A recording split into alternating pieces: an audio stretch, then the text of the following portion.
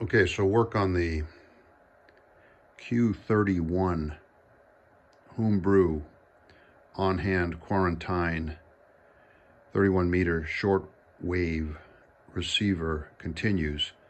I had mistakenly called it the Q-39. It just shows you what happens when you hang out exclusively on ham radio bands for more than 40 years.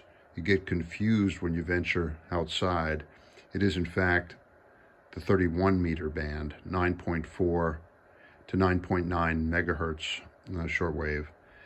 So I got the oscillator going, and I've got it roughly where I want it. You can see the output on the scope there at about 9.2 megahertz. I'll come in here and take a look and show you what I did.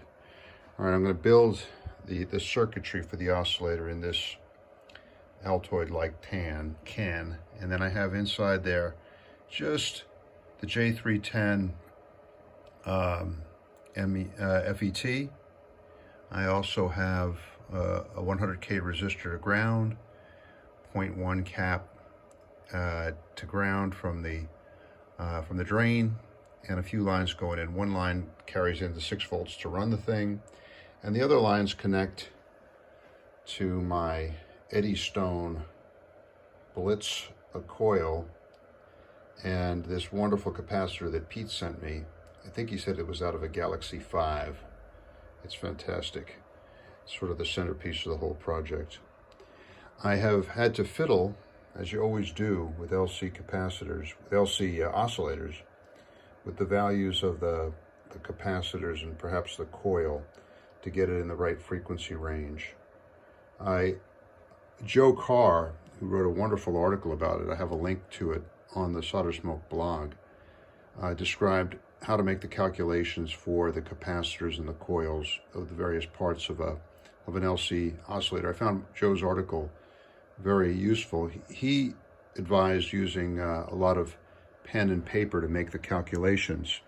I kind of went a step further and just used an Excel spreadsheet, plugged in the resonant frequency formulas, and was able to predict fairly well what frequencies the oscillator would oscillate on, and perhaps most important, what range of frequencies this magnificent capacitor would tune.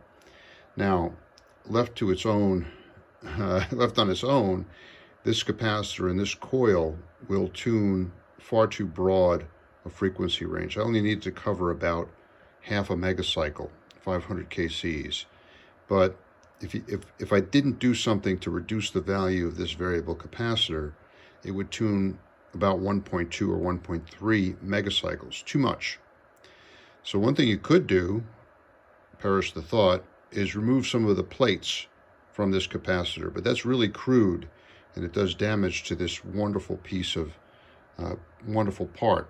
The other thing you could do is put capacitors in series with this capacitor, thereby effectively reducing the total capacitance of the variable capacitor, and that's what I've been doing. So I've now got this thing working, and it's covering approximately the right frequency range. I have another capacitor in parallel to ground, and that sort of sets the resonant frequency.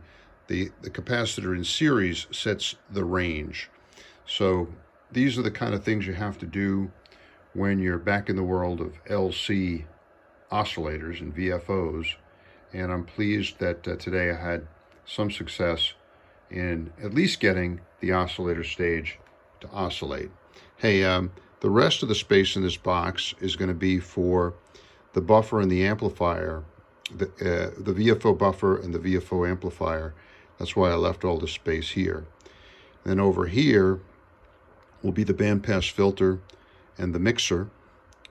And then over here I'll start doing IF stages, the filter and the IF amplifiers. Anyway, that's where we stand today. Quarantine continues. Stay in the shack, flatten the curve.